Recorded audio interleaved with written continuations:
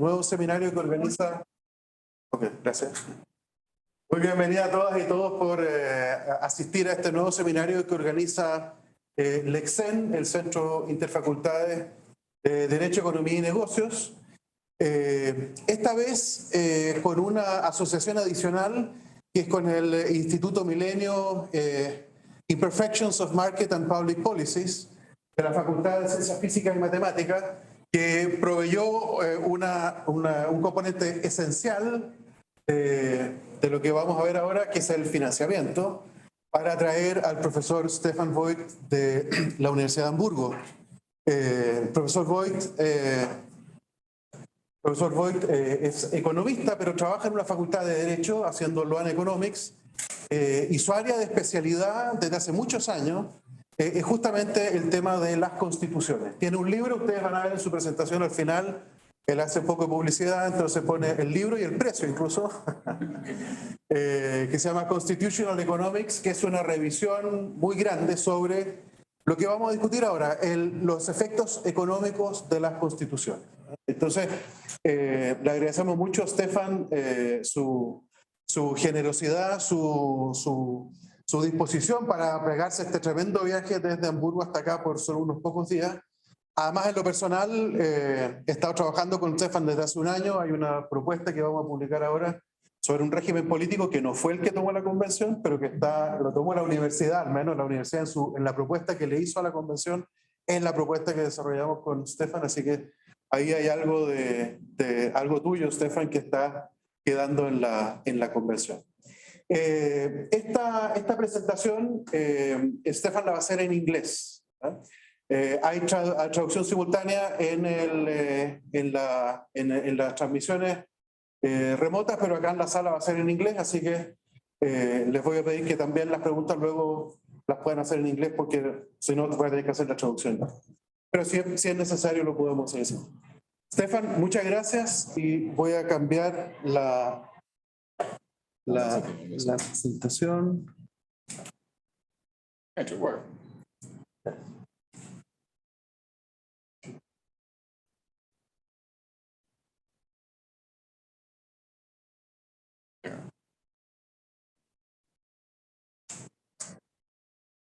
Perdón, ¿se ve el efecto, las láminas de Economic Effects of Constitutions? Sí, profesor. Ok, perfecto. Muchas gracias, Stefan. Well, thanks very much for the very kind words. Thanks for the introduction. Sorry, I cannot address you in Spanish. You wouldn't understand anything. I wouldn't be knowing what to say in Spanish. So sorry about that. And I've been here for like 4 or 5 days, and it's been extremely interesting to see with how much seriousness the borrador has been discussed. I mean, we have been to various public discussions, but also in private. So it's interesting to see that. But I was not asked to talk about the draft constitution, but I was asked to talk about economic effects of constitutions in general. So this is sort of a up-and-coming discipline. It's becoming more and more important over the last, say, 2 decades. And the idea is that I give sort of a brief overview over this newly emerging field. And now this doesn't work. Sorry.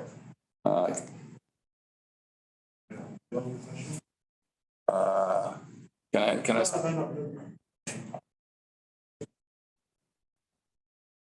Doesn't move. This doesn't move.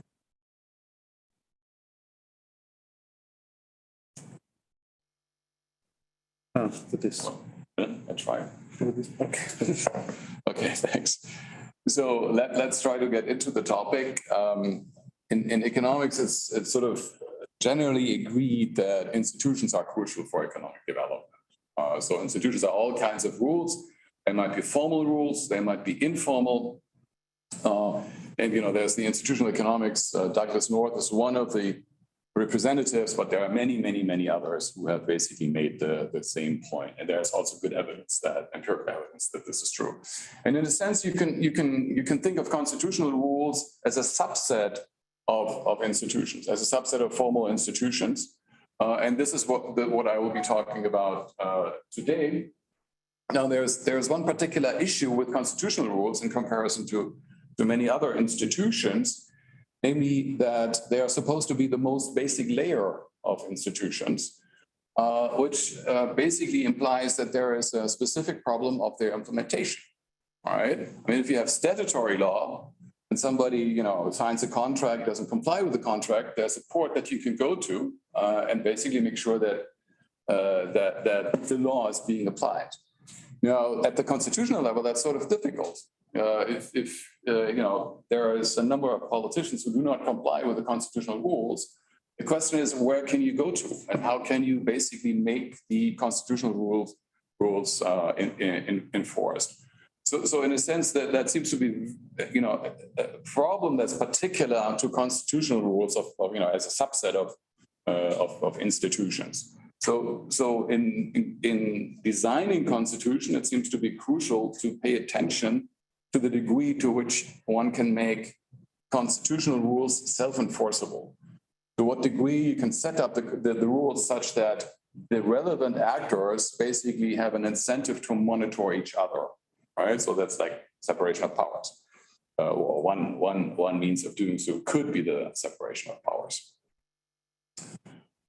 Another thing that I want to say sort of as an introductory observation is that I would expect the effects of constitutional rules not primarily from the text of a constitution, that is how they are framed de jure, but I would expect to see the effects on the basis of how they are implemented in reality. Okay, so it's the de facto implementation of constitutional rules that is likely to have most effects, and not the de jure formulation in a constitution. And that is also relevant for constitutional choice in the sense, or constitutional design, in the sense that you want to increase the probability that your de jure constitutional rules will be actually enforced later on. Okay, so those are some of the issues that are specific to, if you want, constitutional economics as a subset of institutional economics. So here's the plan for my talk. It looks very lengthy. I hope you will not fall asleep or get too bored. I'll have one slide in which I basically summarize, or try to summarize, the development of the subdiscipline. What is constitutional economics? How's it developed? It's just one slide. And then I'll go through a number of partial sets of rules that are often found in constitutions. Okay, so social rights is one of them, and then the rest basically are concerned with what in German is called Staatsorganisations, like the law of state organization, if you want. I'll have a word of caution towards the end, and then I'll conclude. So here's an overview over how the program has developed. So I basically propose to make a distinction between first, second, third generation. At the beginning, it was rather concerned with normative issues. Okay, so how should constitutional rules be chosen? What should be contained in the constitution? What does not belong in the constitution? So these were basically normative issues, and I guess the most prominent representative of this was James Buchanan, who got the Nobel Prize in the 80s, if I remember correctly. Beyond economists, John Rawls as a philosopher could also be placed here. Okay, and then starting basically with the new millennium, more and more people sort of moved on to say, well, the normative stuff, once you have it, it's there. It doesn't change so much over time because it's very basic ideas. But what do we really know about the effects of constitutions? So in other words, the analysis basically switched or moved from a normative analysis to positive analysis. Okay, so and the second generation here was concerned with the effects of constitutional rules, effects of constitutions, in particular their economic effects. And if you want to have two names that were leading this development, Tassam and Tabellini, they had a book in 2003, which is called precisely the economic effects of constitutions. Okay, and then this is sort of the most recent development. As you know, as economists, we talk about exogenous and endogenous. So here, basically, we assume, we know it's not the case, but we assume constitutional rules to be exogenously given. They are there, and then we look for the effects. Whereas here, basically, we take into consideration, we take serious that constitutions are not simply there. They are chosen and they are changed over time. And this year would be interested in the questions. So what are the factors that determine constitutional choice and constitutional change over time? Okay, so why is it that Germany has a parliamentary system, whereas Chile has a presidential? Why is it that in Switzerland you have lots of direct democracy instruments, whereas in Germany, at least at the nation state level, there is none? Okay, so that's a quick overview of the development of the discipline over the last couple of decades. So effects of constitutional rules, before I get to the various parts, the question is, what outcomes are we interested in? What effects are we interested in? I just mentioned already the names, Torsten Persson and Guido Tabellini, one Italian, the other one Swedish. In their book, they look on basically three groups of dependent variables, outcome variables. Maybe fiscal variables, expenditure, central government expenditure, revenue, deficit, which they refer to as budget surplus, social and welfare spending. Okay, so this fiscal variables. They look at a number of governance variables, such as corruption and government effectiveness, and at the end of the day, at the large picture, growth and productivity. Okay. In the meantime, others have looked at sort of, if you want, more traditional macroeconomic variables, but also variables on the individual level. And I'll cite some of those insights later on.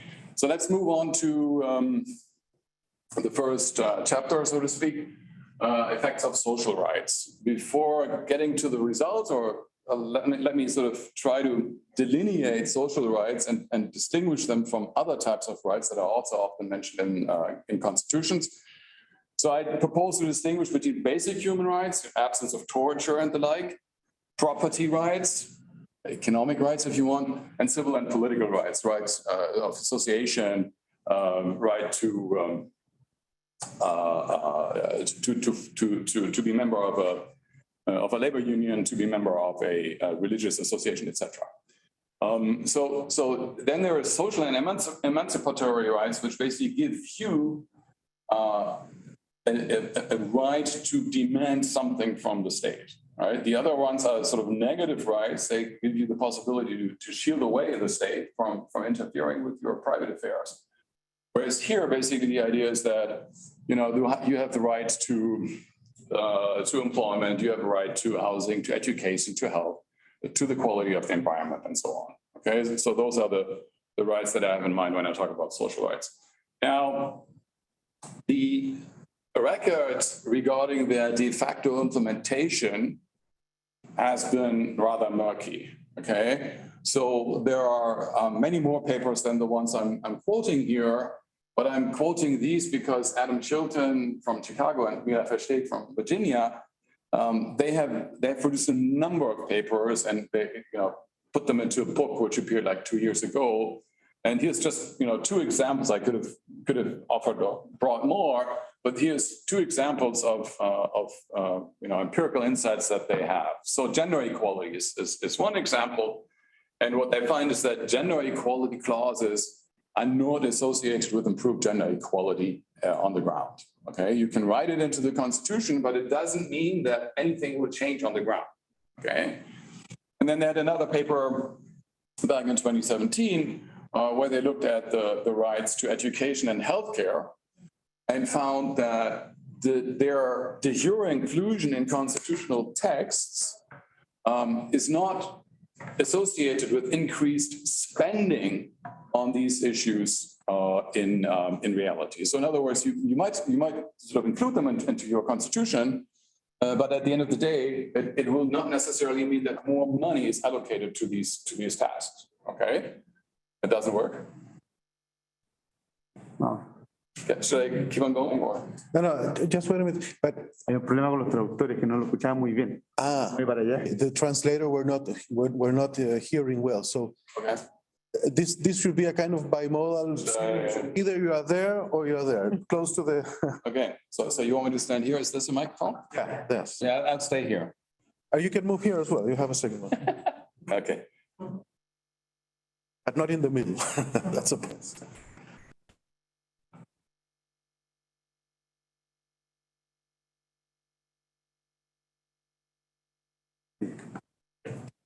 Okay.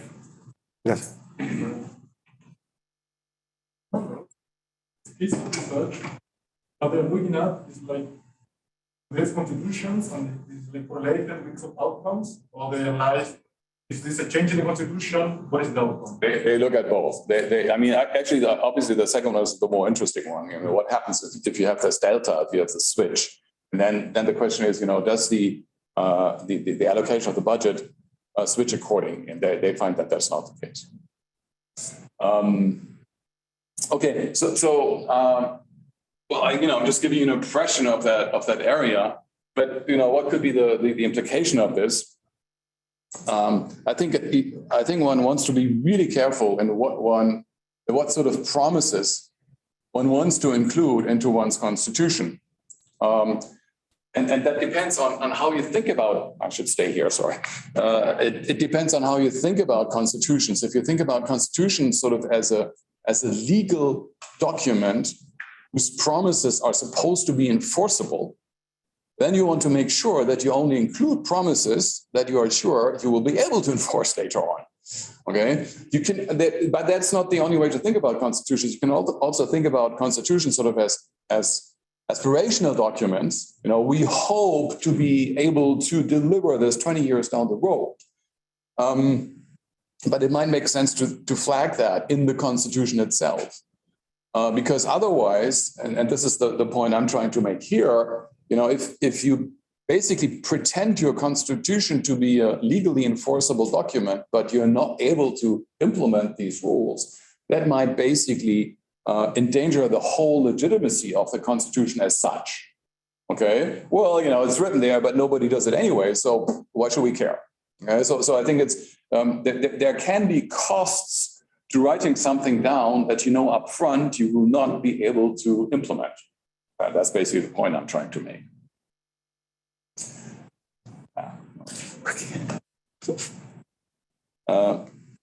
Guillermo? Yeah. I guess I need you again. It's because it's. Okay, that's the trick. Okay, so let's move on. So this is sort of the chapter 1 in the state organizational law, effects of electoral systems. Okay, and here I basically rely on Pesson and Tabellini. And what they do is they say basically electoral systems consist of 3 important dimensions.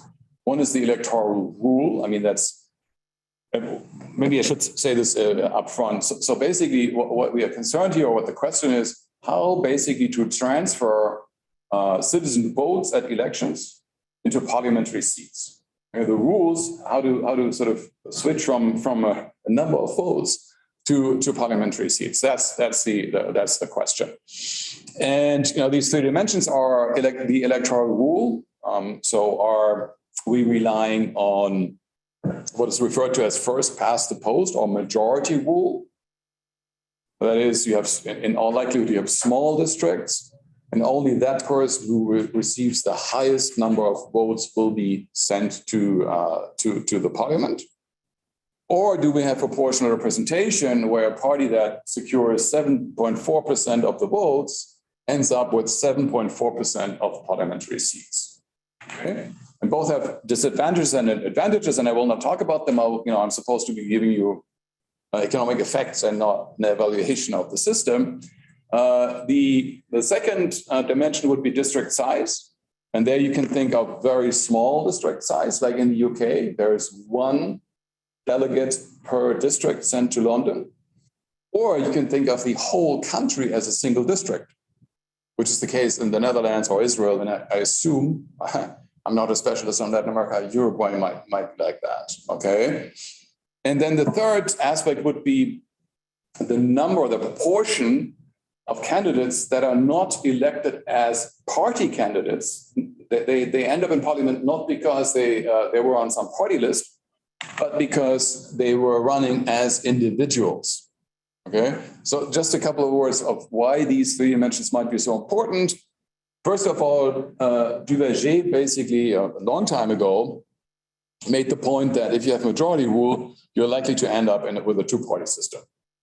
If voters are instrumentally motivated, then giving your vote to the third most popular candidate or the fourth most popular candidate basically means you're wasting your vote. You're throwing your vote away. So if we assume that voters are instrumentally motivated, they want their guy to end up in parliament, they would not do this, which implies there will only be two candidates or two parties in majority rule systems. And since this is really borne out very well by empirical insights, this is also referred to as Duverger's law. Okay, just think of the United States. There's the Democrats, there's the Republicans, full stop. Okay, compare that to countries that have a proportional representation. Well, in Germany, we have whatever, 5, 6 countries in parliament, and Italy, Israel, we even have more. Okay, so in other words, the idea is the majority rule, you're going to get two-party systems. Under proportional representation, you're going to get more than two-party systems. That's pretty clear. So why should that have any economic effects? Well, it could be having economic effects because if you have 4 or 5 parties in parliament, you are unlikely to see a single party getting the majority of the seats, which implies you need a coalition government. In Germany, we have a coalition government of 3 parties. Look at Israel, it's even more. Okay, so why should that have any economic effects? Well, it could have economic effects if you basically think that each party that is part of a coalition government wants to make their own voters happy. Then you have very different constituents, and you have to you need spending programs that are catered to very different audiences. Okay, so in other words, the expectation would be if you have proportional representation, you're going to see higher levels of central government spending. That will be the hypothesis. Now, district size and the individual candidates basically. If you have very small district size, you have a district size of 1, there's only one guy that ends up in the national parliament. In a sense, it's easier for the voters to monitor what their representative does at the National Assembly. Right? You know how he or she votes and you know the talks that he or she gives, or et cetera, et cetera. So in other words, if monitoring is easier, transparency would be higher. And it could be that corruption is lower and government effectiveness is higher. That is at least the expectation here. Proportion of individually elected candidates is basically a very similar argument. If you are elected as an individual, you cannot hide behind your party. It also reduces the influence of party bosses. So in other words, the legislators would be more directly accountable to their voters, which would again mean there's a higher likelihood that they will not be corrupt. Right? So those are some of the expectations. Here are some of the results, and I'm only reporting what Pesson and Tabellini did. Okay, so based on 80 democracies, countries with a majoritarian electoral rule tend to spend almost 6 percentage points of GDP less on central government expenditure. So that's a huge effect. Now, 6 percentage points is like, well, I don't know to what degree you're familiar with European politics, but it's twice the Maastricht criteria. It's huge. It's a huge effect. Okay, what they also find is that smaller district size does correlate with lower corruption levels. Higher proportion of individually elected candidates correlates with lower corruption levels, and smaller district size also correlates with higher output per worker. So these seem to be pretty strong results. Actually, we did a study where we, try to test the robustness of their results, and I can tell you that these results are fairly robust. Is there any effort there to go beyond correlations? Well, that's a big issue. I'll get to that at the very end. It's a serious challenge here. And they tried that. Well, let me say one word right now. They have a number of instruments, and their choice of instruments has been heavily criticized. There was a paper by Daron Ajemulu in the Journal of Economic Literature, I believe, criticized the instruments because the instruments, to make a long story short, the instruments are not specific enough. It's general instruments. You could say, well, governance quality should be higher if, but not these very specific individual outcomes. So that has been criticized about the instruments. Actually, when I get to the form of government, I can say a little more about the instruments and the way they have been criticized. Next chapter, effects of form of government. So, well, most of us, I guess, are economists. So we are simple people. We don't have very many different forms of government. We just have two here, maybe presidential versus non-presidential, or parliamentary versus non-parliamentary, semi-presidentialism, etc. We don't really care about. Okay, so what is what's the distinguishing criterion? Well, is the head of government subject to a vote of no confidence? Can Parliament get rid of the head of government? Yes or no? If the answer is yes, then we have a parliamentary system. If the answer is no, we have a presidential system. Okay. Joe Biden, there might be some vote of misconduct someplace there, but he is elected for 4 years, and so he will be staying for 4 years. He cannot be kicked out of office easily. So that's, in essence, the distinction between presidential and parliamentary systems. So what are potential implications of this? Some people argue, some, not all, some people argue that the presidential form of government would be having advantages because it would imply a higher degree of separation of powers. We might, just to be reminded, in parliamentary systems, the head of government, the prime minister or the chancellor, basically for his survival or her survival depends on the daily support of a parliamentary majority. So he or she is depending on the legislature. Okay, whereas in presidential systems, you have the executive that's in office for 4 years, full stop.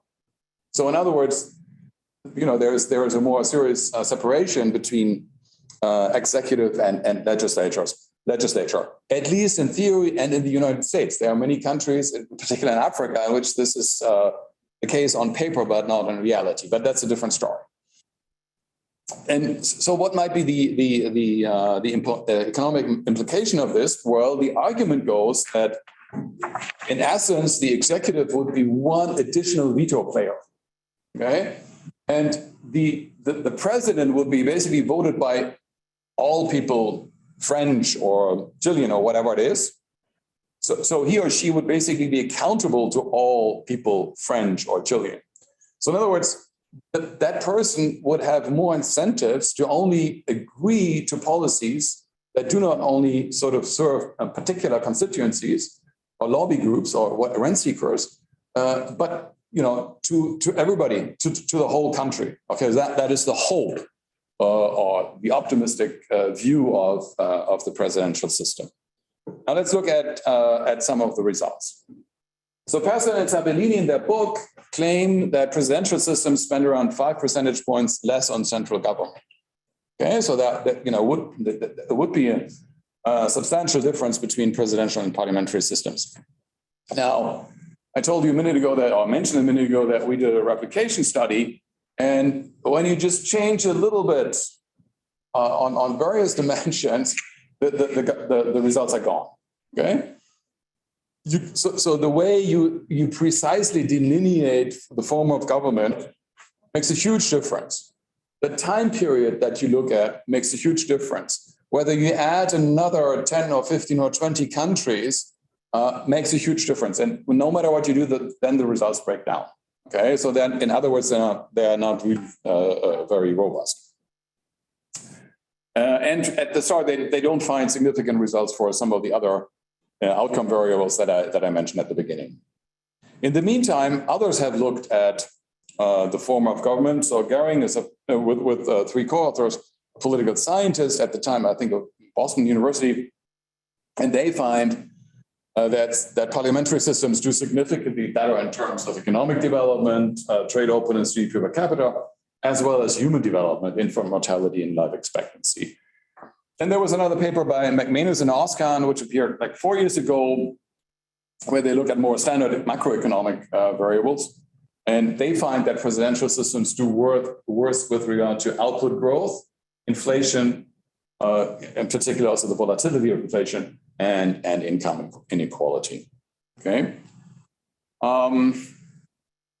One additional consideration that is coming more from the political science literature than the economic literature, but I think is highly relevant here, is the finding that presidential systems overall, or the presidents in presidential systems, are more likely to overstep constitutional constraints. Now, I'd like to illustrate that with Charles de Gaulle. Okay, so Charles de Gaulle was president of France, and he said, like, well, I'm the only politician in France that has been elected by all people French. You, the members of the Assemblée, you are coming from your small little villages, and you have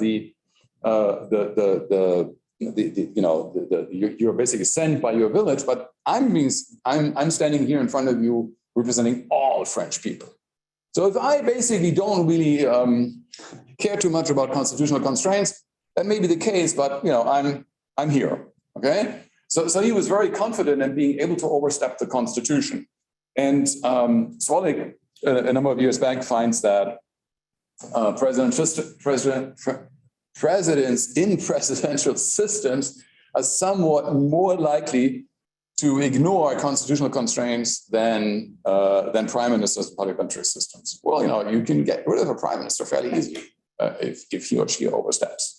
Okay, and now this point is not precisely formulated here. So one issue is if a country wants to have a presidential system, but wants to make sure that the power of the president is somewhat constrained.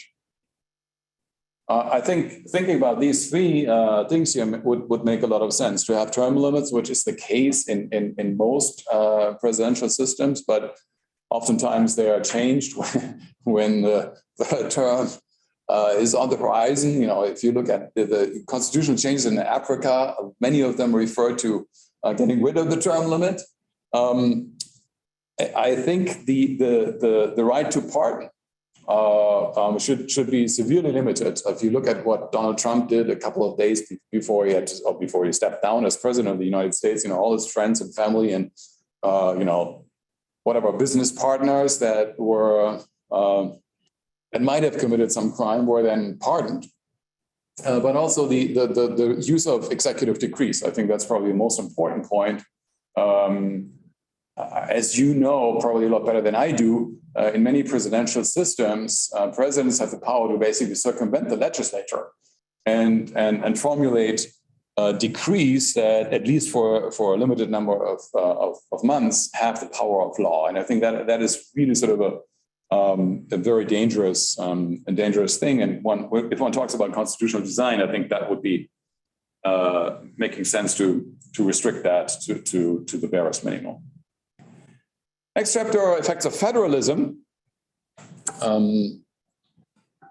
So I believe it's important to make this distinction between decentralization on the one hand and federalism on the other. So if you want, federalism is it's a choice on the constitutional level. And if the allocation of competences between the federal level and the states is to be changed, then both the states and the federal level basically need to agree on those changes. Right? Now, that's very different from decentralization, where you have a central level that can say, well, we should put some of the administration to our local units.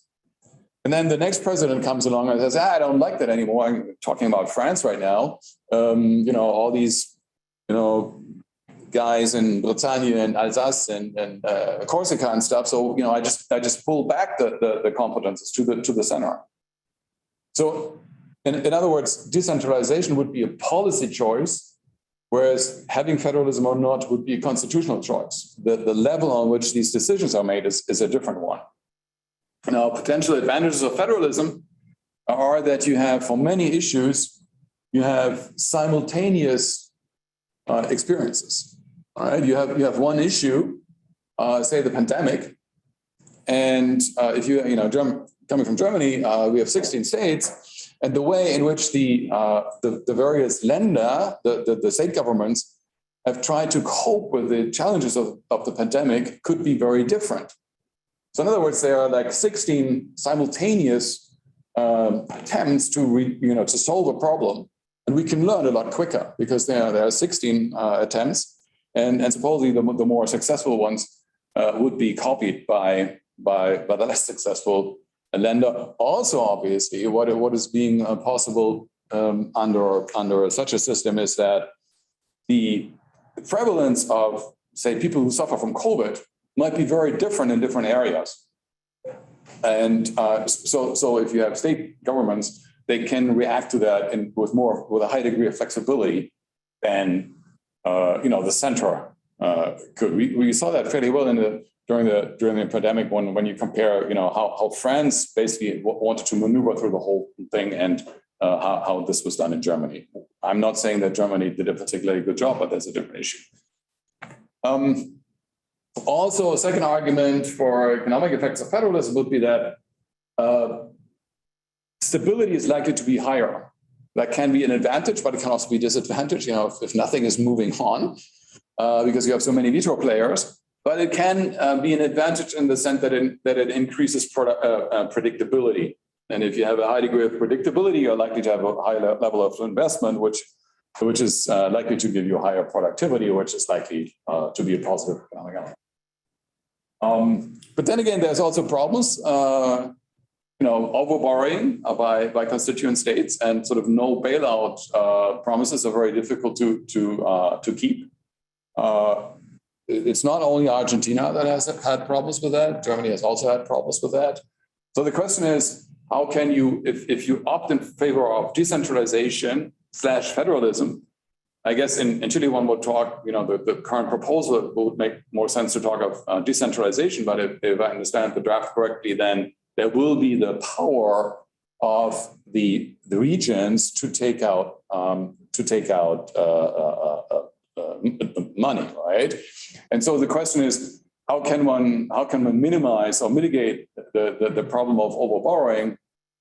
And that there might be some sort of balanced budget rules, which can be shown to have some effects under specific circumstances. So I had a paper a couple of years back, and what we show there is that balanced budget rules that come along with a very high transparency in the budgeting processes. How the budget is produced, who is supposed to be implementing it, who's supposed to monitor it, what are the sanctions if any of this, the procedural steps are not being complied with, etc. So if you have that together, very, very high levels of transparency combined with some sort of balanced budget rules, that can have the intended effect. Next chapter, effects of direct democracy. So one way to think about this is that we, the citizens, are the principals, we are the bosses, we are in charge, at least we're supposed to be. And all these people out there who govern the country are our agents. All right, so we are the bosses, they are the agents, but in principle agent theory, the issue is that there's asymmetric information. That is, the agents seem to be knowing a lot more regarding the details than we, the principals, do. And this asymmetric information basically gives them leeway in using their information to increase their own utility to the detriment of the utility of the principals. Well, most are economists in the room, so I guess it's pretty clear.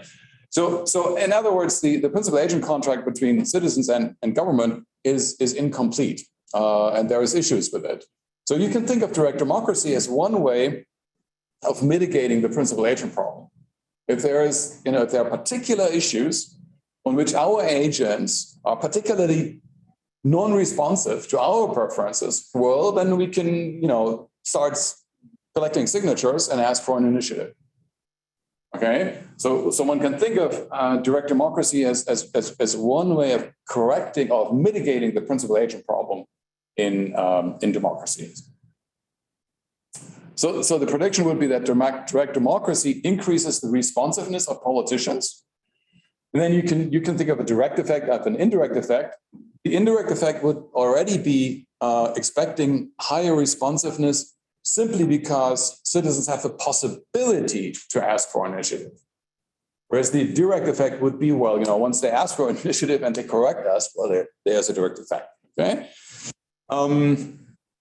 So this is the last two bullet points here that are on the slide. So just two results here, I guess. God is in the details, meaning if you look at the effects of direct democracy on, say, government expenditure, you want to be more specific because as such, there is no effect of direct democracy on government expenditure. Why am I saying that? Well, if you have mandatory referendums, government must ask the population with regard to specific issues, constitutional change, but also with regard to some certain budget issues, then overall government spending tends to be lower. If there is a broad possibility of having initiatives, then government spending tends to be higher. Okay? So in other words, there is no general effect of direct democracy. You have to really make sure that you talk about the same thing. Do you talk about referendums, optional versus mandatory? Do you talk about initiatives? And one interesting finding, and it's sort of frustrating to economists because it's not really in line with what we would expect, government effectiveness under direct democracy can be higher, but it's actually only higher if direct democracy instruments are really being used. Sort of the simple threat, you would expect backwards induction, blah, blah, blah, doesn't do the trick. Okay, so in other words, you really need to really rely on direct democracy institutions to see a higher level of government effectiveness. Okay, last chapter, I'll try to be quick, but I think it's really important and brings us back to some of the issues that I mentioned on the first slide. An independent judiciary and the role of the independent judiciary. Okay. So first of all, I think that you cannot have the rule of law if you do not have an independent judiciary. Why is that? Well, if the rule of law basically means that people are treated identically, no matter whether they are rich or poor or female or male or whatever, you want to make sure that the law is being implemented impartially. Okay? And to do that, those who are at the end of the day responsible for implementing the law basically need to be free from pressure by the government or the legislator or interest groups. And that's why the independent judiciary is a necessary condition for the rule of law. Okay. Then a little bit about the function. Why beyond the rule of law argument? It's the independence is so important. Well, the government makes a lot of promises. I mean, the Constitution contains a lot of promises. You can think of many laws as promises that are being made to, say, potential investors or citizens at large or whomever you can think of. The question is, why should a potential investor believe any of the promises? I mean, if you have a very strong government that is basically not restricted by constitutional rules, then these promises are just that. They're just cheap talk. They're just simple promises. So the question is, what potential instruments are there for governments to change or to transform their simple promises into credible commitments? And if you have a neutral third player, the judiciary, that basically can remind the government of its own promises, that is, can sanction it if it doesn't comply with them, that might do the trick. Okay. So in other words, one can think, that's one way to think about the judiciary as a neutral player that helps the government to make its own promises more credible. And in a sense, it can be very disturbing for government, but on the other hand, it allows government to do more things that it would not be able to do if the judiciary was not independent. So what are basically the economic expectations here? We'd expect more investment. If government promises, hey, you can invest here, you can set prices freely, you can transfer your profits back home, etc. We will not tax you too heavily. Well, if those promises are credible, well, we would expect higher investment levels, right? We would also expect more contracts. If I have a contract with any of you, and we both expect that the terms of the contract will be complied with, and in case we don't, either of us doesn't comply with it, we can go to a judge, and the judge will say, no, you didn't comply with the contract. Then there will be more contracts in all likelihood. There will be deeper division of labor, higher degree of specialization. All of this would favor economic growth. Finally, we'd expect less corruption to take place. So how does this bear out in empirically? It could be, in economics, we assume everybody to be rational, so we expect governments to be rational. So rational governments would expect exactly this, and they just have an incentive to promise an independent judiciary. Okay?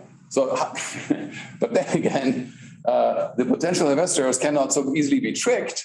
So at the end of the day, the question is, to what degree is the judiciary of a country really independent? I mean, is it de facto independent? And if you make that distinction and collect data from many countries for many years, then you'd find that the de jure degree of judicial independence, so that is the degree of judicial independence that's written either in the Constitution or in statutory law or in both, does not have to be really careful in my wording here, does not have a significant correlation with economic growth. Whereas if you look at de facto judicial independence, we find quite a robust correlation, and we have some reasons to believe that it's not only correlation, but it's also causal. And we did some, this is my own stuff. We did some follow-up studies where we look at the prosecutors, and just to mention that 30 more seconds. So what we find is if prosecutors are actually independent, they no minister of justice, no head of government, nobody else interferes in their work, then we see lower corruption levels in countries. Okay. So both the independence of judges as well as of prosecutors is important. Let me just add that independence is always a danger. People who are independent can do many things they are not supposed to do. So you do need some sort of accountability mechanisms, but I don't want to go into them. So this was just a very brief, quick, rough overview of this emerging field. So let me just say a word of caution. So first of all, results reported here are based on cross-country studies that by necessity, many country-specific details cannot be taken into account, right? I mean, not all presidential systems are alike, and not all parliamentary systems are alike, okay? The second point, the results reported here are averages, implying that single country developments can be very different. That you might have outliers here and there. There might be presidential systems that grow a lot faster than parliamentary ones, although on average that is not the case.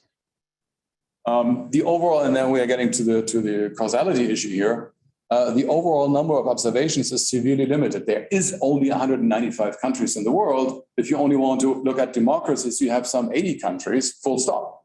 And they don't change their constitutional rules in a random fashion. There is no helicopter basically saying, yeah, for the next 5 years, you're presidential and you're parliamentary. And that will be the optimal thing for economists to have. But real life is not like that. So establishing causality is a real challenge in this area.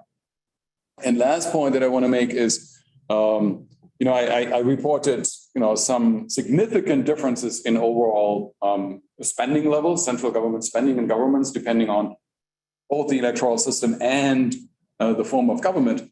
Now, whether that is a good thing or not, that is not being said. This is just a positive observation. The normative evaluation of whether you want to have more or less government spending is obviously not included here.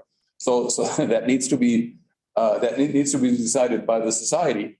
But that's not the job of economists. And yeah, I guess that basically concludes this quick overview here. We see that the Euro constitutional rules do have some effects, so it's important to choose them with care. In many countries, a substantial gap between de jure and de facto exists, and there are a number of reasons for it. So for me, one of the implications is there is really no size fits all a constitutional model, and specific conditions need to be taken into account, which is pretty straightforward, but some economists seem to forget that some of the time. And since you mentioned this slide at the very beginning, if you want to have a look at my book, feel free. It's very cheap. It's very slim. There's not much to read, and the Kindle edition is only $21. So feel free to have a look at it. Thank you very much. Okay. Thank you very much, Stefan. So we have two commentators, or well, we'll pose some questions. There should be three, but unfortunately, Alejandro Corvalán, our partner in this venture, he's the head of the Market Imperfection Policy Group at the Faculty of Engineering, had a last-minute problem, so he's not here. I have a question from him, but I will make it in my own presentation. I leave Paula Uma, our partner at the Faculty of Law, and the co-member of the board at Electoral. Gracias, Guillermo. Bueno, gracias, Stefan, por la presentación. Mi ámbito de disciplina es el derecho y la teoría del derecho y el derecho constitucional. Agradezco especialmente enfatizar que esto se trata de, como decía Stefan, emerging field, es algo novedoso también, reciente, diríamos 2 décadas, que se viene desarrollando la idea de estudiar la Constitución y su interrelación con el sistema económico. En general, el constitucionalismo, como ustedes saben, constitucionalismo especialmente liberal, estaba preocupado de cómo limitar el poder, pero también lo constituye de la manera más literal posible a través de la división de poderes del Estado. Y una de las cosas valiosas, creo yo, de esta presentación es precisamente que nos demuestra que los efectos de las reglas y los principios constitucionales en la economía van más allá de lo que se entiende en Chile como la Constitución económica. Una Constitución económica que, especialmente desde la Constitución de 1980, encarnaría desde el principio de subsidiariedad y la reglamentación de determinados derechos fundamentales. Entonces, en ese sentido también destaco que, como bien dice Stefan, las constituciones tienen efectos del de jure, o sea, desde la propia redacción, pero claro, se nos olvida que, especialmente ahora, que las constituciones simplemente no transforman la realidad desde la norma, ¿no? Las realidades que prometen en las normas simplemente por su validez, por su promulgación, porque, como lo estudiamos en Derecho, hay una distinción entre la validez de la norma y su eficacia, como verlo en la práctica. Creo yo, me llamó la atención entonces ver cómo se puede hacer un estudio no solamente de, por ejemplo, las implicancias económicas de los derechos sociales, que podríamos pensar y que está en la discusión pública actual en Chile respecto de cuánto cuestan los derechos sociales. Creo yo que hay una distinción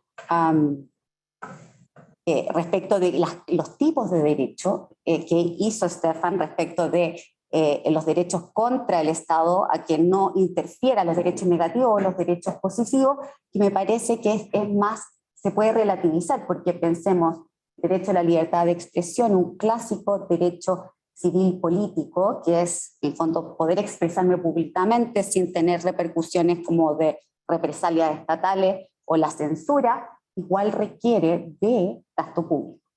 Ya ahora nosotros tenemos un sistema de medios generalmente que se deja al mercado a través de normas constitucionales, pero también hemos recibido críticas precisamente por la concentración mediática. Entonces, un ejemplo, o el mismo derecho de propiedad requiere de establecer, establecer gastos estatales, desde, digamos, tener tribunales al conservador de bienes raíces, etc. O sea, todos los derechos finalmente cuestan dinero. Yo tengo una pregunta, Stefan. Me llamó la atención cómo planteabas la necesidad de un sistema judicial independiente como una forma, digamos, obviamente nosotros desde el derecho lo vemos como el Estado de Derecho, que es básico tener una distinción de poderes y la independencia del Poder Judicial, pero lo planteabas tú desde la perspectiva de cómo los gobiernos pueden tener credibilidad o darle credibilidad a las inversiones extranjeras. Y me llamó la atención porque es precisamente uno de los motivos por los cuales se conoce la literatura en Chile que se estableció o se establecen los bancos centrales autónomos.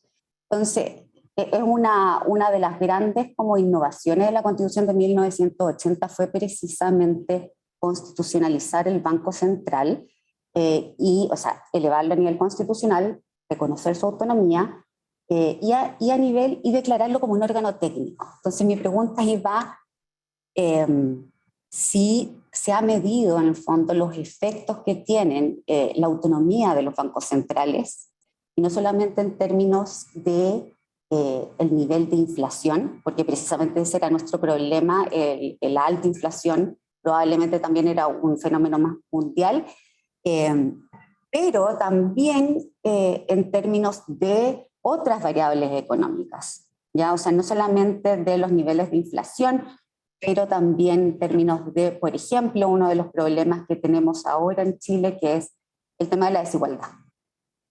Eso. Eso por una parte, o sea, una de las preocupaciones, y además sí se ha, o se pretende, o conoce literatura más bien, que analice los efectos económicos del establecimiento de órganos autónomos, digamos, como órganos técnicos en las constituciones.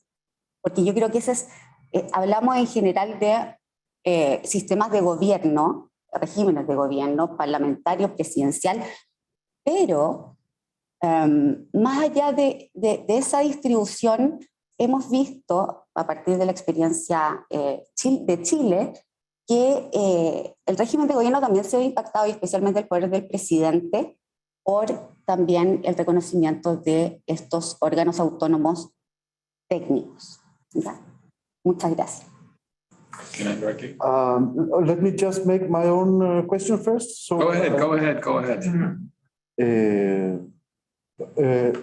Bueno, ustedes pueden mandar sus preguntas por el chat del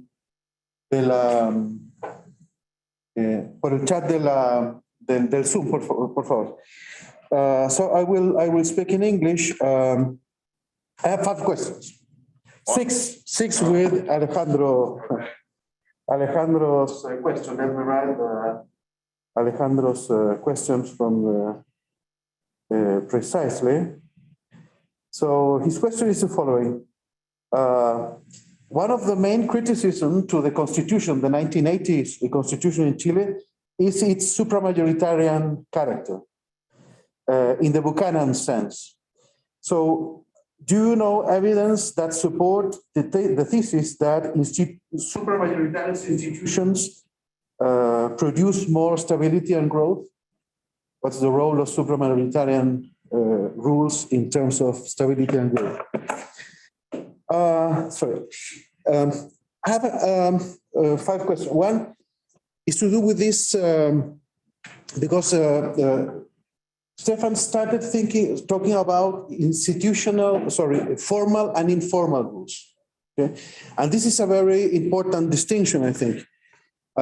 So the question is, when you have a contradiction between an informal institution and a formal institution, there are, broadly speaking, 2 ways of solving the problem. One is enforcement. That you enforce the formal rules, and then the informal rules are out of law, basically. But the second one is that if there is enough legitimacy, then those whose whose inclinations are against what is stated in the formal rule should obey. Okay? So my question has to do with loyalty to the formal institutions.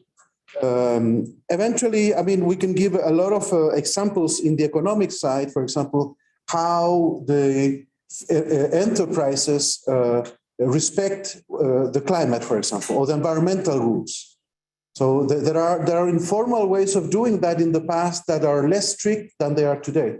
So they find a kind of lack of synchronism between the formal and the formal rules. So what can you say about this trade-off between enforcement and loyalty? That's one question. Concerning social rights, in all Latin American constitutions, social rights, as you mentioned, they are induced from the constitution. So they try to produce more equality and to spread the access to education, health, etc., via the constitution. And you mentioned that there is a problem that what you actually find in data is that this is not enough. And in many cases that doesn't happen indeed. So the question is, how do you link this with the quality of representation? But because in principle you would say, if this is in the constitution and there is a good political system, that should evolve towards implementing those aspirations, as you mentioned. So this has to do with the quality of representation. So my point is how what kind of critical elements of the quality of representation would you say that could be stressed? Third, in terms of fragmentation, this is a paper. What can you say in terms of the linkage between fragmentation of the political system and the stability of policies? My feeling is that there is a link there, that there's more unstable outcomes in a fragmented political system, and I would like a question on that. I will skip the fourth because it's a bit too long. And then there is one point that you didn't mention, and in the sorry, there are many points that I didn't. Yeah, that's true. That's true. But it's one which is really important because it's in the Constitution. It has to do with labor relations. So this draft Constitution has a very, I would say, a very tough view on labor relations, to some extent quite confrontational labor relations approach. And I find that this is complex. So one question is, how often do you find labor relations written in constitutions? And for example, in terms of the power of unions, the extent of collective bargain, I would say that those are issues that are more closer to policy decisions rather than constitutional design. And here we are eventually going a bit too far in that. If you can reflect on this. Let me see if there is any question from the audience. No. Yeah, I don't see any questions. Okay, but let's. Or you can have a look now and then I'll talk.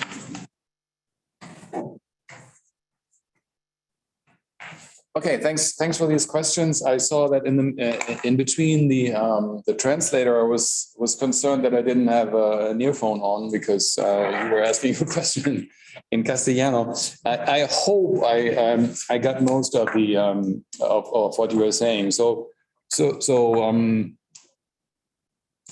if I understand correctly, and I would completely agree with that, you see some similarities between having an independent judiciary on the one hand and having an independent central bank on the other.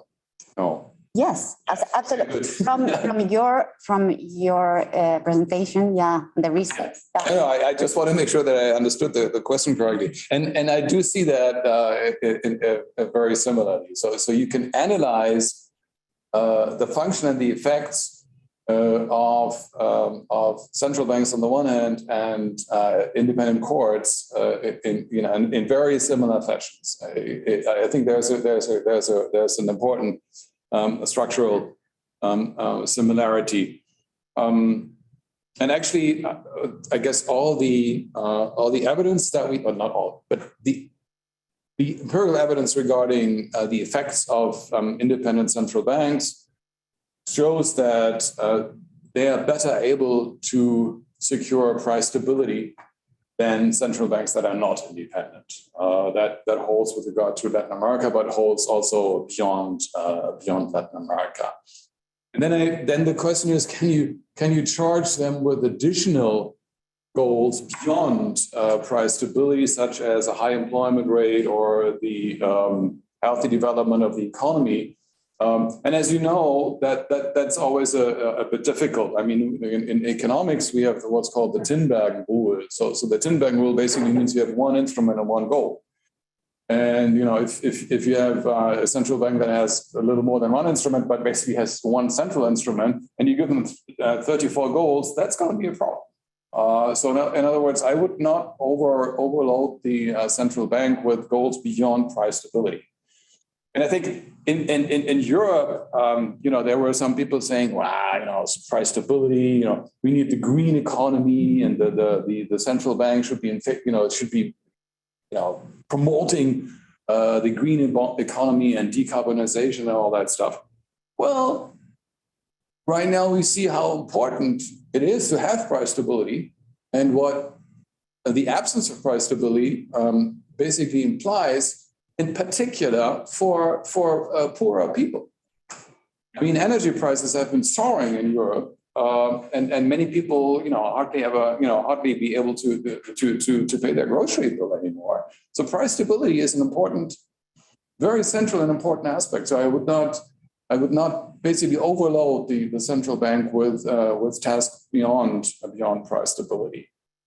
And then, if I understand the next part of your question correctly, then the idea is, you know, to what degree can this notion of independent institutions or organizations also be applied to other areas beyond the judiciary and beyond monetary policy, right?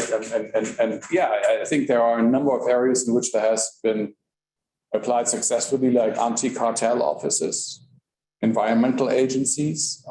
There are a number, and so I think the basic logic always holds. The making some of these decision makers independent from the government of the day basically improves the credibility of policy promises, which can make people have more long-term expectations regarding various policy areas, which is supposed to have beneficial effects. I mean, with regard to central bank independence, one could, I mean, the standard, or one of the standard economic arguments basically is the time inconsistency argument. And the time, you know, so in other words, you know, we have incentives to say, yeah, you know, we agree on price stability, but then if the next election comes up and you can sort of decrease unemployment on the short term, then politicians are tempted to do that to beef up monetary supply, which will in the medium or long term mean higher inflation rates. Okay, so that's the time inconsistency issue. And you know, if you basically allocate the monetary policy competence to people who are not subject to re-elections, you basically mitigate the time inconsistency issue, and that logic can be applied to a number of areas. You know, environmental policy, cartel policy. You know, if there is a merger plan that well, that might have various effects. Then the decision might be on short-term political grounds. You know, will it increase employment? Will it decrease employment? Will it whatever create a world market leader? Whereas in the long run, there might be negative consequences. Okay, so I think, you know, in addition to the arguments that I made, the time inconsistency argument can be very important for justifying the delegation of certain policy competences to organizations that are not subject to regular re-election by popular vote. Okay. A short. Can you say it in English though? Yeah, I agree with you. Like generally, for normal periods of time, But what I have seen, and I'm not an economist, but from what I've seen from COVID crisis and the pandemic, that central banks have been, not only in Chile, but in the world, having or using other instruments, like different ones, to force the economic production. And for that, in that sense, I seen them like not just this neutral technical agent that and the only goal is to like slow down the value of money and the velocity of circulation and everything, but instead like an active actor. Well, yeah, that's the issue. To what degree you wanna give them more competences beyond traditional monetary competence, like fiscal competences. And in Germany, due to the German history, we are very afraid of high inflation rates. So you know, we've always been very careful with regard to that. But obviously, in the European Union, the context is a little different. So there are discussions about that. Actually, it's interesting. I'm not aware of any specific research on the issue. I have a master's student who's currently writing his master thesis about the question whether there should be something like emergency rules for central banks. Okay, so we have in other words, we have emergency constitutions under, you know, there are uprisings in the south, and then the government can declare a state of emergency. Okay, which basically means a shift in executive versus legislative and judiciary powers. Okay, so the question is, should we think about something similar with regard to, say, independent central banks? Am I allowed to say that I talked to the former governor of the central bank on Monday night, and we talked about this issue, and he says, yeah, and in Chile, basically, for the case of war, there is sort of an exception. So in essence, there is something like a proto-emergency constitution, and one would think about, you know, a little more systematically whether that should be amended to other instances. Whatever, civil war or mass general strikes or whatever. But I don't know. Maybe the other economists in the room know this, but I'm not aware of any research that has looked into this. Okay, now to the 27 questions that you had. Let me be brief. So Alejandro, supermajority. Well, the idea of supermajority is to make things more stable, right?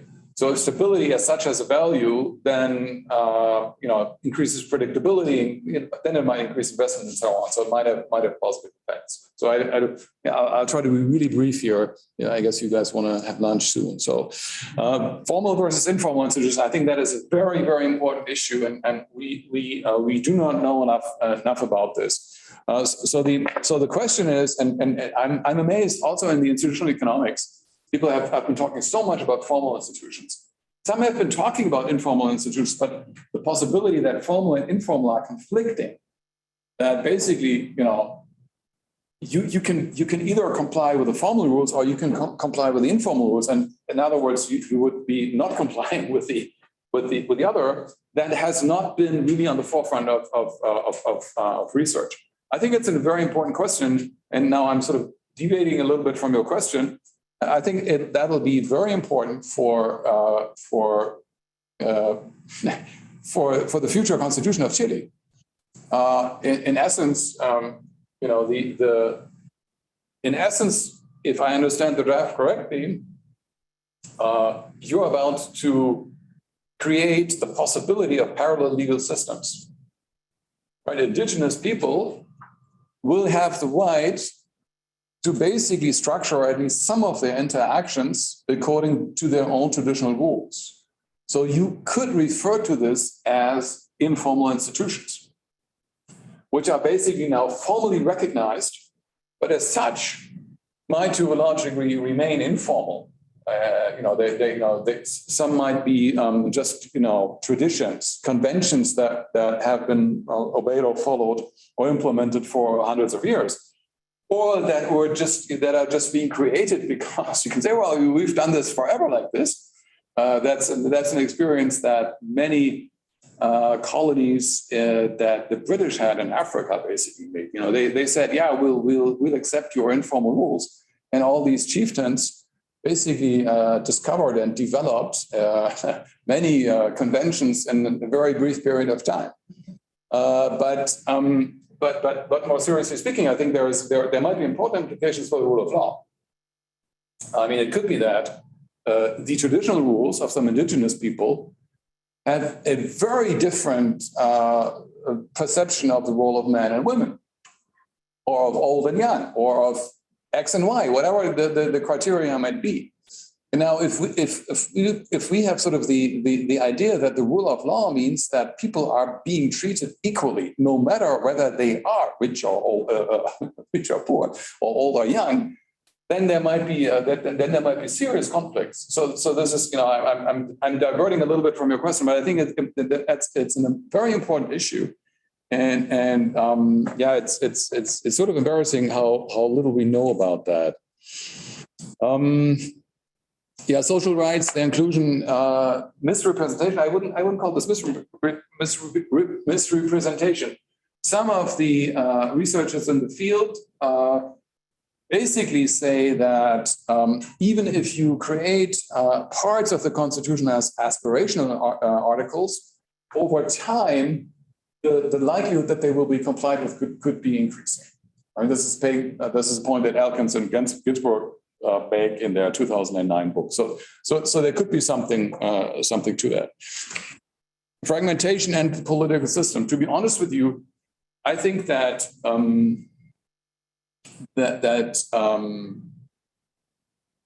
systems that have proportional representation have an easier time to cope with fragmentation than those that have a majority rule. Why? Because on a majority rule, you have two parties. So you basically, by definition, you have some cleavage in society. And you have two, you know, either you're on the left or on the right, full stop. Okay, so look at the US. I mean, it's the degree to which the US has become polarized is amazing. And I think to a degree, under proportional representation, you can more easily integrate these streams. So I think the fragmentation of the political system can in that sense be even an advantage, because it will not lead to completely polarized societies. So I'm just in a sense I'm turning your argument around. Labor relations, that is how many percent of the world's constitutions spell out labor relations in what amount of detail? Actually, I don't know. But we can look it up this afternoon. So for those of you who are not familiar with the research, there's a wonderful data set that was created by Zach Elkins and Tom Ginsburg, and that's updated basically constantly. What they have done is they have close to 700 variables that they code for each and every constitution on an annual basis ever since 1787 or whenever the country came into existence. So in other words, that's a data set. It's publicly available that contains millions of data points, and that has been instrumental in that research. It contains many mistakes, and they are happy if you correct them. But it's extremely helpful, and we can look up this afternoon how many constitutions contain what provisions precisely. I don't know the answer. Okay, thank you very much. Are there any questions here and there? Please. I have a question. You say in your presentation that the effects of change will be observed in the third generation. Yes? No. I'm right? No? No. But I know what you were referring to, so let me. That is, how do you manage the in-between? This is what you meant? Yes. That's a misunderstanding. What I meant is the development of the research program went from here to there, and now it's here. Okay, so it's like a couple of years, people were concerned with this, then they moved on to that, and now we are here. Yes. It's not too long in the time. I think. Well, a generation in this sense doesn't mean anything between 25 and 33 years. It can be 5 years or 10 years. Well. Okay. And how do you manage the in-between? Do you have experience of this, the in-between for the government? Because Professor Alumada said that inequality is an issue, is an important issue from this constitution that we are doing right now. But maybe it will not be instant. It will be in the second generation. Okay, so you mean if you here's the microphone. Yeah. So you mean if you include a specific promise into the Constitution, it might take a long time before that specific promise gets implemented. Is that the question? Yes. Yeah. Well, yeah. I was just referring to Zach Elkins and Tom Ginsburg, who basically make the observation that at least over time, the probability that a specific provision or promise will be implemented increases. But obviously, the number of years it takes to increase promise alpha in country beta is cannot be generally predicted. I mean, it depends on the development of the country. It depends on the civil society actors that force the government to implement something. So I think it's impossible to make any general statement there. It really depends on, at the end of the day, the degree to which constitutional promises will be implemented depend a lot on the activity of civil society organizations in the country. Whether it's associations or whether it's labor unions or whether it's employers unions or whether it's people on the street. Okay, and maybe some independence organism like the Banco Central for the inequality, for example. There exists somewhere? Well, I mean, I guess we need to talk about normative basics here first. So I'm not as such against any kind of inequality. Okay. So if you work a lot more and you are a lot more successful in satisfying the demands of your customers than I am, well, then you should be richer than I am, I think. All right. So in other words, we need to talk a little bit about what type of inequality are we referring to? Are we talking about inequality in results, or are we talking about inequality in rights to start with, or inequality in the process to which rights are being implemented? So these are three different things. So we need to clarify what exactly do we have in mind when we talk about that. I understand that very high levels of inequality can be detrimental to the development of society as such. I completely agree with that. And I also know that inequality levels in Latin America are significantly higher than they are in Western Europe. And in a sense, if you have large segments of society who basically feel excluded from the general development, the general economic development, then you have many reasons to worry about. Okay, but I mean the way we have been dealing with these issues in Europe is basically tax policies, right? And social and welfare policies on the other end, on the other side. Okay, thank you. We have one question on the screen who says, is there any relation between the number of articles in the Constitution and economic development?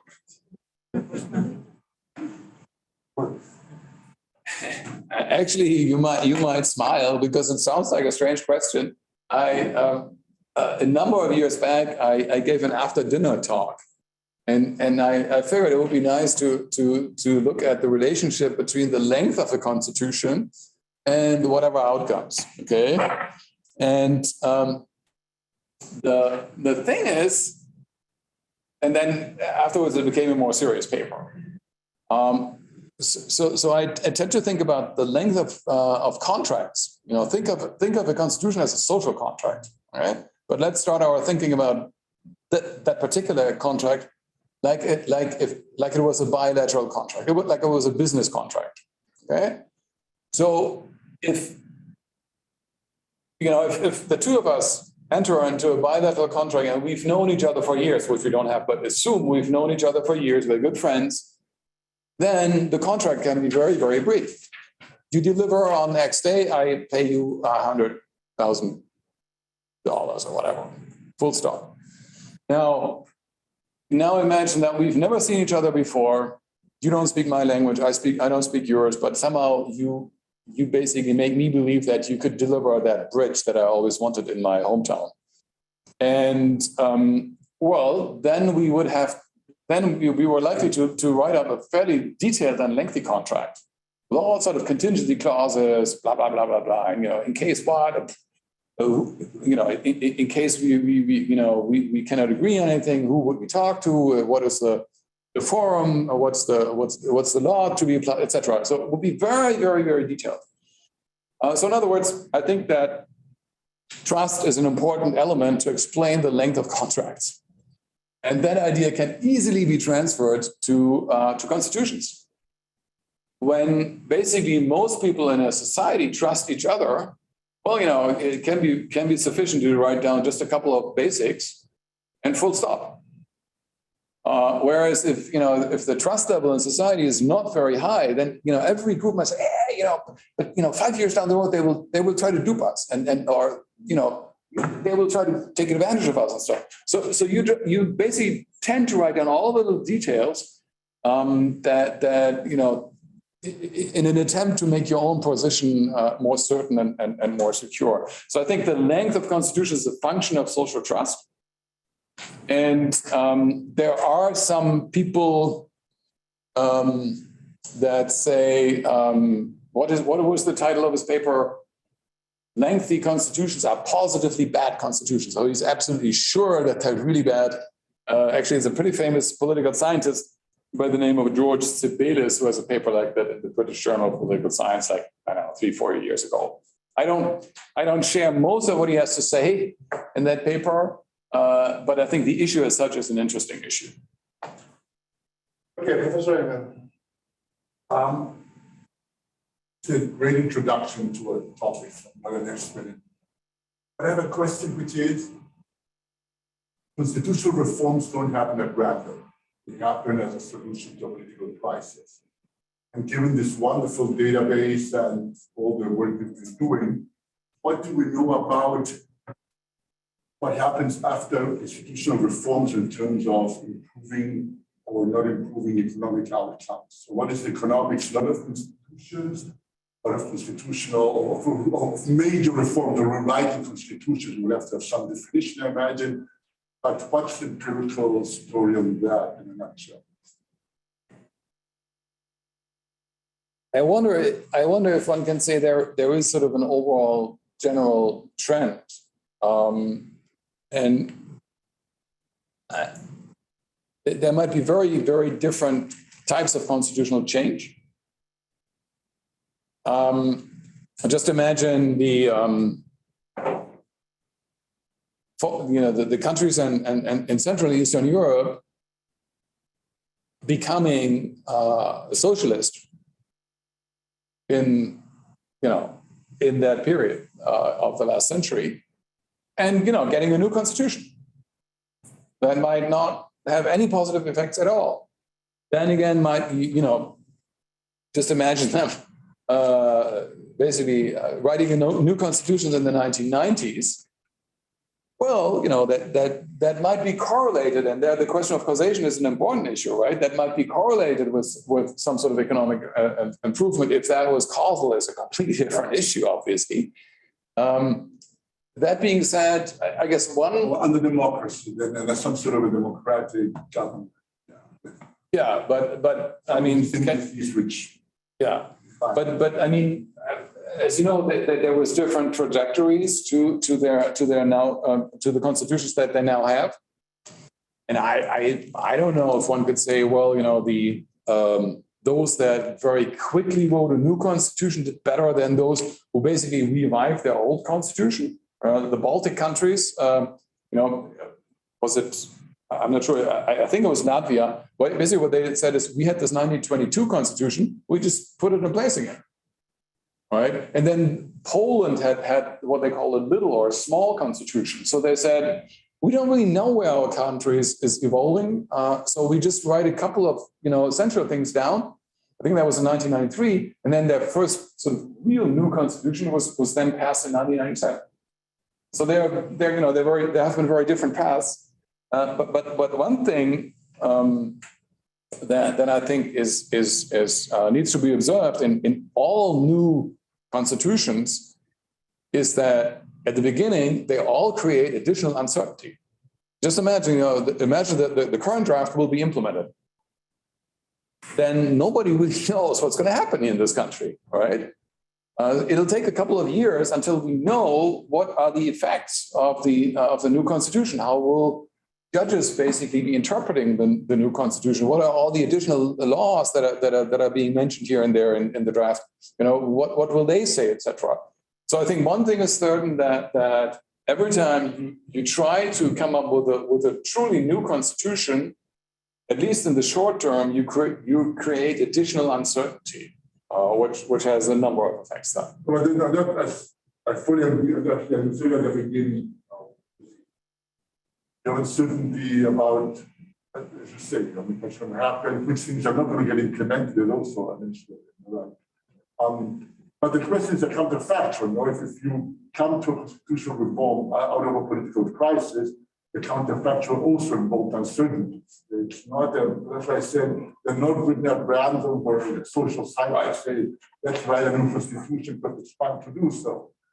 Yeah, right, and I think this is something that these guys here, you know, did not take sufficiently into account. I mean, you can think about, yeah, you know, deliberation and millions of people are discussing what would be the better solution, and they have been sort of an infinite amount of time. No, that's not the way constitutions are written. Constitutions are usually written when a particular country is in crisis, and you want to have a fast. You want them, if there really is a crisis, time is of the essence. You know, there's a discount rate. And I think that is something, John Rawls, have them go through the veil and, ignore who they really are, and that leads to fair and just rules. That's nice. But that's not how real constitutions are really being produced. Okay, so let's, we will make an exception because Javiera was a student of mine in many classes, and she was my assistant as well. So Javiera, please take over, and then we close. Okay, I have a question about the political system, because as you know, I imagine in Chile we have two cameras of different types of legislators, which have a different timing. One of 4 years, another one of 8 years. So I guess that is important because of the incentives of each type of legislator in the political cycle, and it will change in the new constitution. So my question is, there is any evidence about how good or bad is to have different periods of the different kind of legislators? I guess two things come to mind. So if you have very long periods, you might have people, you might produce policies that are more long-term oriented. Okay. In other words, if you just think of an election cycle of only 2 or 3 years, then basically these guys need to tell their voters how great their achievements over the last 2 or 3 years have been. So you're in almost constant electoral campaigns. So that might be, to the detriment of a long-term orientation. So that's aspect number one. Aspect number two, I guess was the question, to what degree it makes sense to have different chambers having with different lengths of electoral cycles, right? And here the argument could be, and that can always be an advantage, but it can always be a disadvantage. It is likely to increase policy stability because not everything is changed at the same time, okay? And in a sense, in getting back to the electoral systems, that is also, or it can also be an advantage of proportional representation. If you look at the history of Germany, for a very long time, the question was, is it the Social Democrats who form a coalition with the Liberals, or is the Christian Democrats who form a coalition with the Liberals? So in other words, the Liberals were always in government, which basically secured that the policy swings were not so extreme. So in other words, stability was higher with the relevant economic effects. Again, stability is, I'm talking about stability as something positive. Stability can also mean nothing is being changed and rules cannot be modified quickly enough. So then stability can also be a disadvantage. So unfortunately, it's an ambivalent thing. Okay, thank you very much, Stefan. Great presentation. Agradecerle nuevamente al Instituto Milenio de Private Policy, Market Imperfections in Public Policy, Alejandro Curvalar por su gran apoyo, que nos pudo acompañarnos desgraciadamente esta vez. Muchas gracias y nos estamos viendo en 2 semanas más. Tenemos nuevamente actividades del Excel en la Facultad de...